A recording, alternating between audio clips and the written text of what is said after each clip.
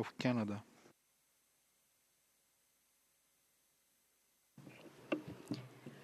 Thank you, Mr. Vice President.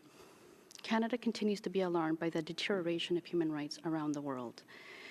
Reports of widespread forced labor by the DPRK raise grave concerns.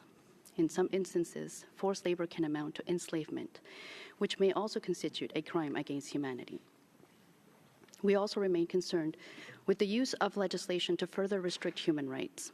We call on the DPRK to grant the Special Rapporteur full access and to implement recommendations of its fourth Universal Periodic Review.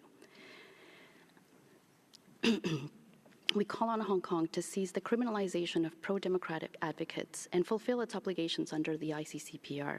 We recall the opinion of the Working Group on Arbitrary Detention on the case of Mr. Jimmy Lai and remain concerned with his ongoing detention. We further condemn Hong Kong's issuance of bounties targeting human rights defenders. In Belarus, patterns of repression against individuals for exercising their fundamental rights and freedoms and restrictions on democratic and civic space, arbitrary arrest and detention, torture, ill treatment have become common to silence real or perceived dissent. It is against this backdrop that the so-called elections took place on January 26th.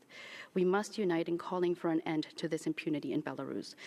Mr. Vice President, we remain concerned that intensified fighting by Rwanda and DRC-backed armed militias is exacerbating human suffering and threatens regional stability. Canada urges all parties to cease support to non-state armed groups and to comply with their international obligations. I thank you.